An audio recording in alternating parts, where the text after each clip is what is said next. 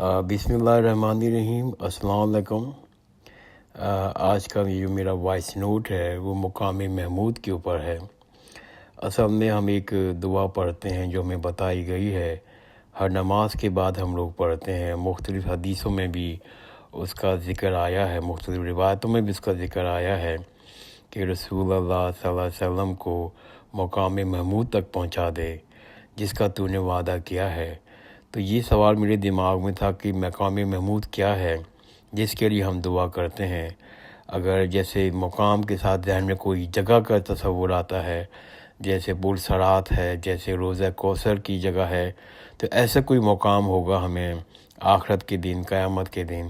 تو اس تصور کو لے کر میں نے تھوڑی کوشش کی کہ میں معلوم کر سکوں مقام محمود کیا ہے۔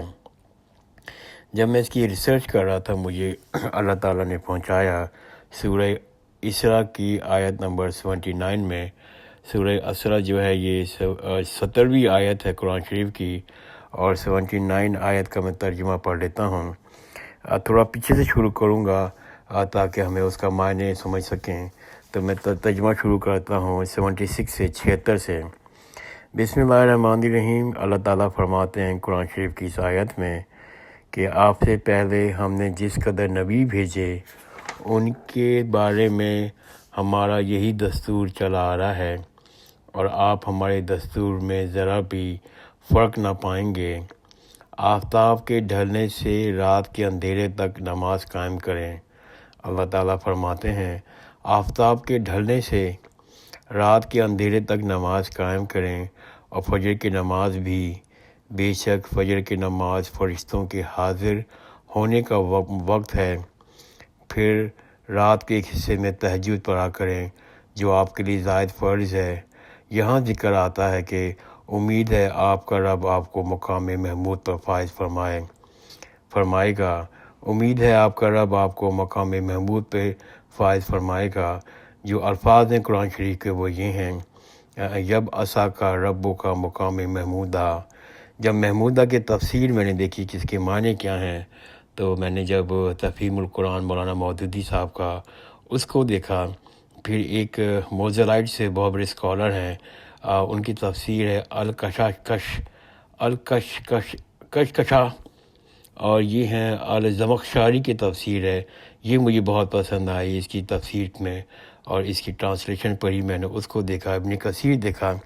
تو جو مفہوم میرا نکلا، جو میں نے معنی نکالے وہ یہ ہیں، مقام محمود جو ہے وہ حضرت صلی اللہ علیہ وسلم کا خاص منصب ہے جو روز محشر میں آپ کو عطا ہوگا۔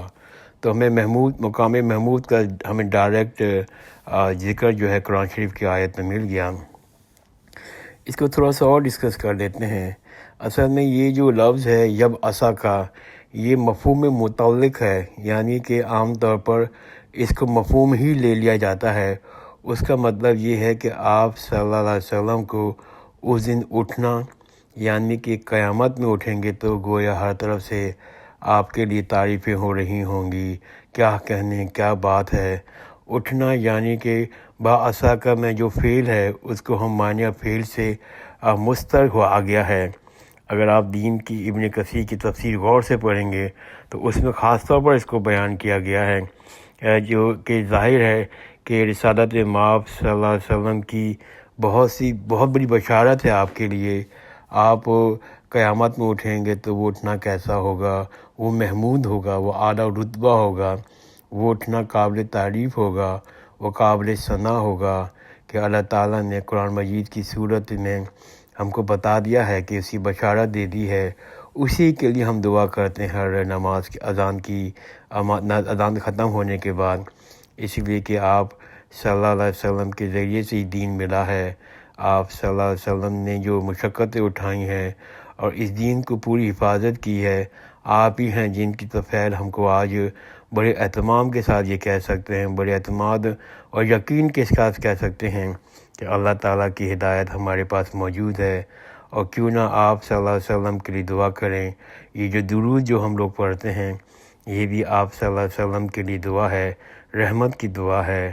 یہ آپ کی حق ہے ہمارے اوپر، ہم بندوں کے اوپر۔ ہم نے اللہ تعالیٰ کی ہدایت حاصل کی ہے حضرت صلی اللہ علیہ وسلم پر، اور اس لیے ہر مسلمان اپنی نماز میں، اپنی زندگی میں یہ جو آپ صلی اللہ علیہ وسلم کا نام لیتے ہیں، ہر دفعہ یہ کہتے ہیں صلی اللہ علیہ وسلم، یہ بھی تو دعا ہے آپ کے لیے۔